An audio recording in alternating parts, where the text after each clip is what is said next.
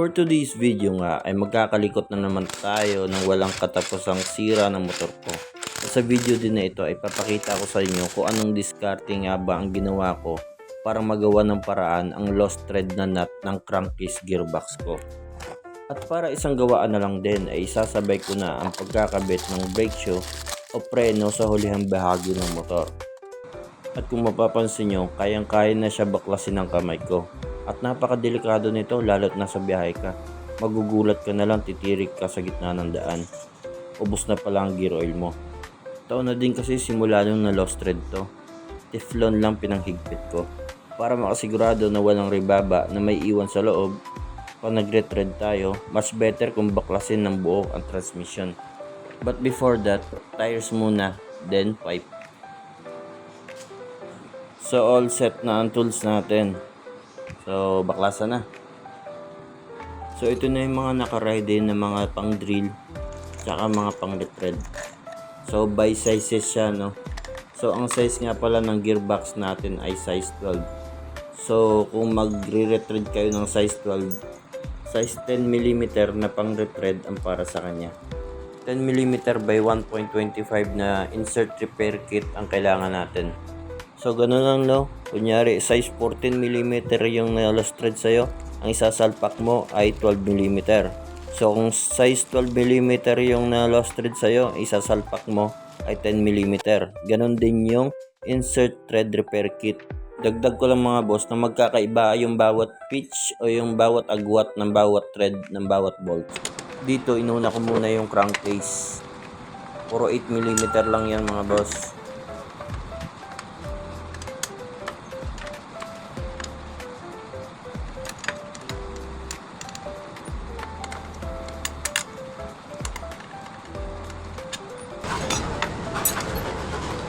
Then kailangan natin mabaklas yung torque drive assembly para mabaklas natin yung transmission.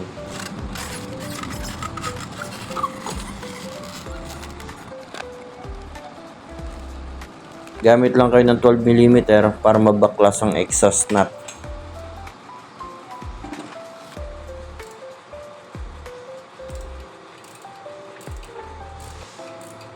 Then 14mm para sa swing arm.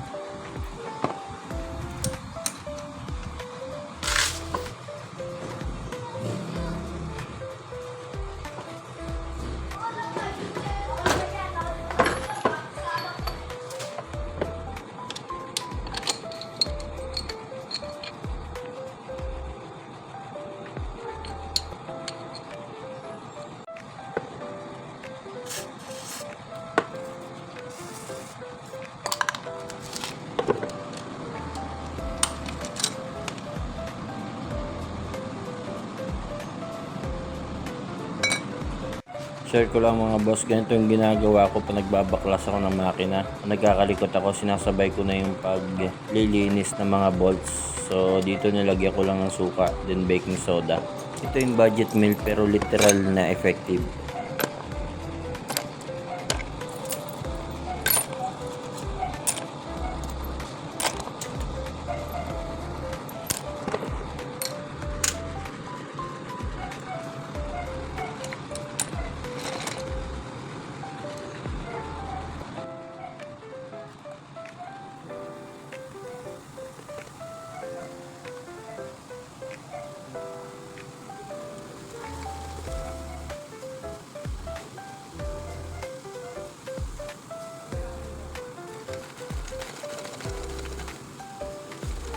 Pagkatapos ng suka at saka baking soda, banlawan nyo ng sabon. Then sakay nyo isunod tong rust converter.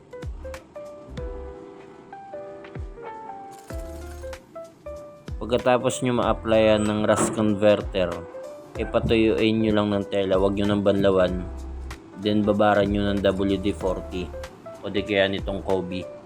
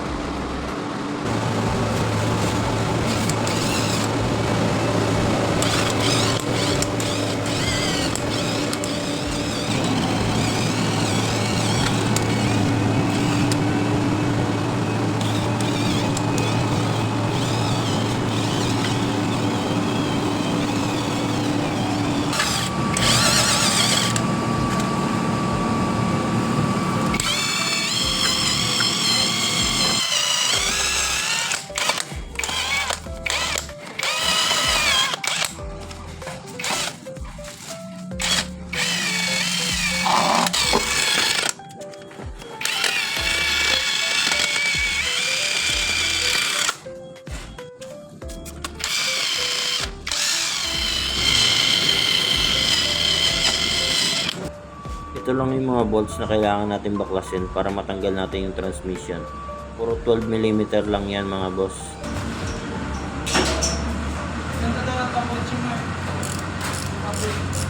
Bye.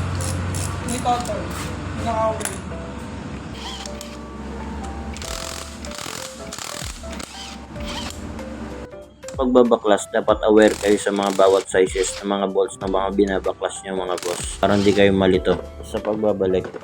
O kung makakalimutin kayo, picturean nyo muna.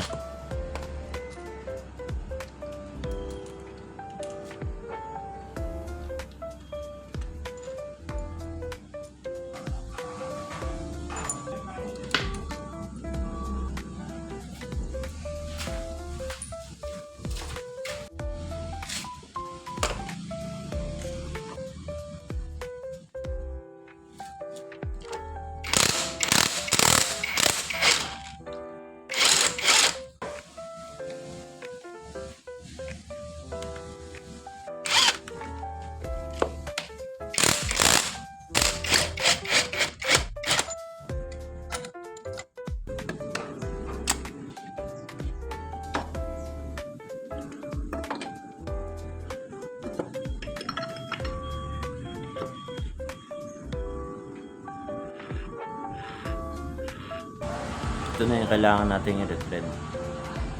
Ito yung 12 volts na standard size ng stock. Then ito naman yung size ng insert thread kit na isasalpak natin. So bali back to standard size lang tayo mga boss para walang aberya. Then ito yung pang drill natin. So drill na natin.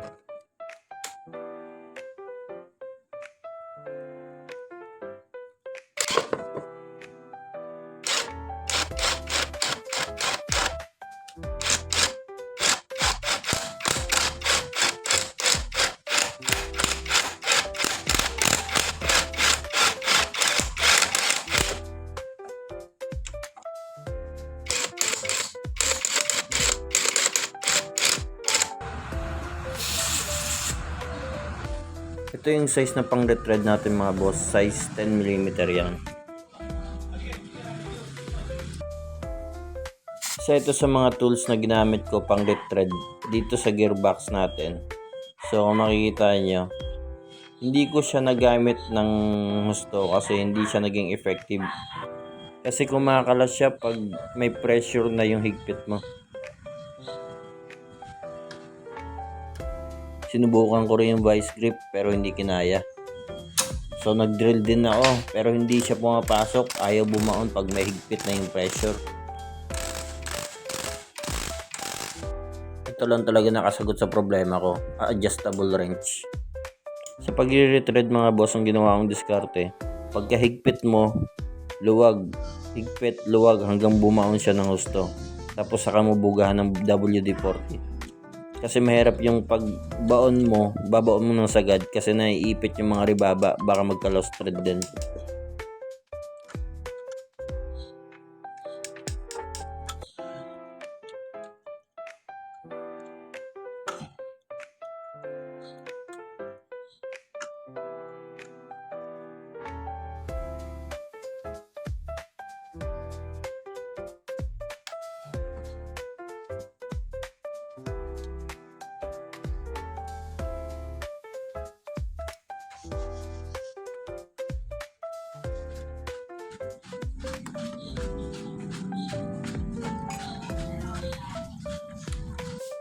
Ito yung nakapwesto sa may likod banda mga boss. So kung may proper tools kayo sa pag-insert nitong thread, mas better yun. Kasi yung ginamit ko dito, plies lang eh. Then after nyo ma-insert yung thread, sinusundot na yan o binabali na yung parang saliping niya. Kasi nakaharang yun sa thread. Yun din yung isa sa mga naging dahilan kaya binuksan ko talaga yung transmission sa pagre-thread. Kasi delikado pag binali mo na yung saliping na yun, baka maiwan pa sa loob ng transmission. Baka bumara pa sa mga bearings, baka mas lalo pang lumaki yung problema.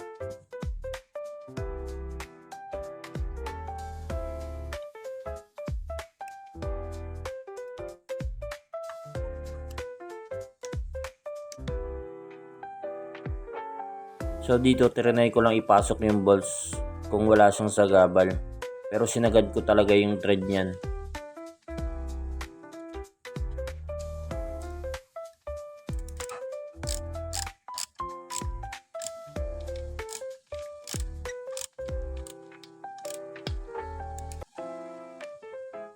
Na-install na natin siya mga boss. Ayun na, sumaganda dito sa likod. Sa pagbabalik, double check nyo muna yung mga bearing mga boss. Baka may maganit, so kailangan nyo na palitan. Or bugahan nyo ng air pressure kasi baka yung ribaba napunta dyan sa mga bearing. Double check nyo din yung dalawang dowel. Isa dito sa baba at isa dito sa taas bago nyo ikabit yung cover.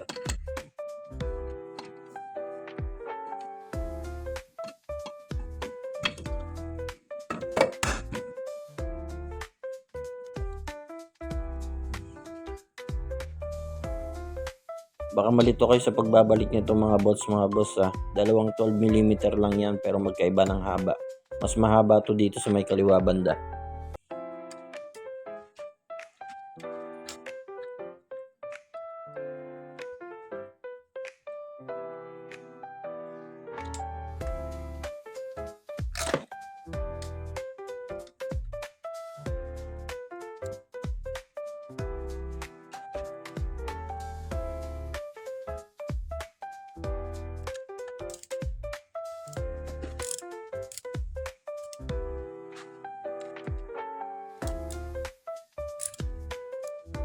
$10mm lang yan dito sa may bracket ng air filter.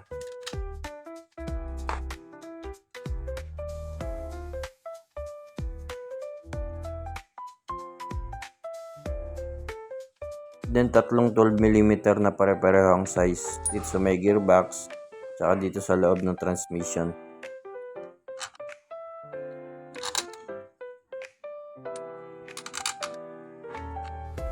Tsaka isang 12mm na mas mahaba.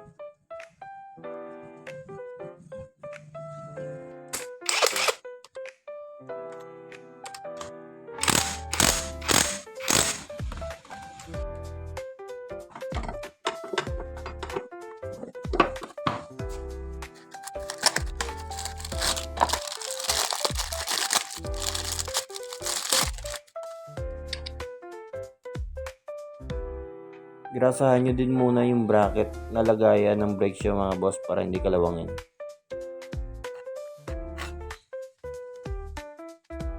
May tamang diskarte sa pagkakabit ng bracket ng kabitan ng brake shoe mga boss.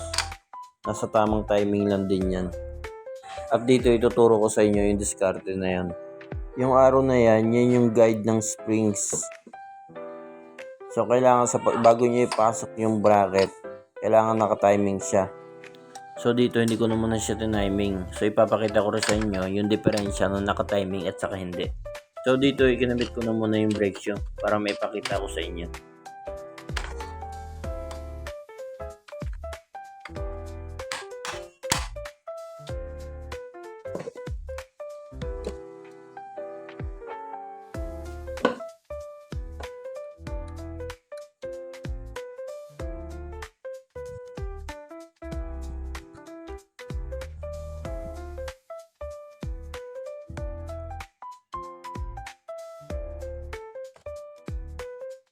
Ito yung setup na hindi pa naka-timing mga boss. So kung mapapansin nyo, pag preneno mo siya, baliktad yung play niya. So kaya sabi ko sa inyo, hindi po pwede yung bara-bara lang paglalagay. Kailangan may proper timing yan.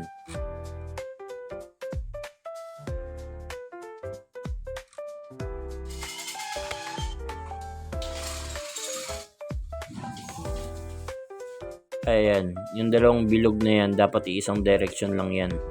Ang direction yan dun sa kabilang kabitan ng brake shoe.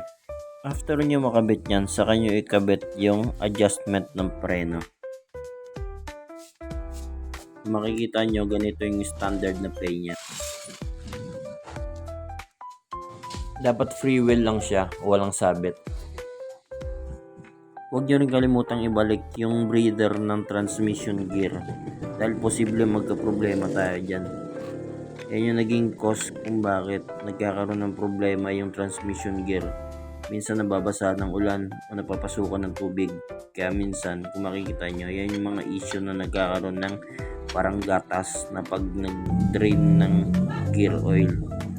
Grasahan nyo din muna bawat bolts na ibabalik nyo para hindi kayo mahirapan sa pagbabaklas ulit.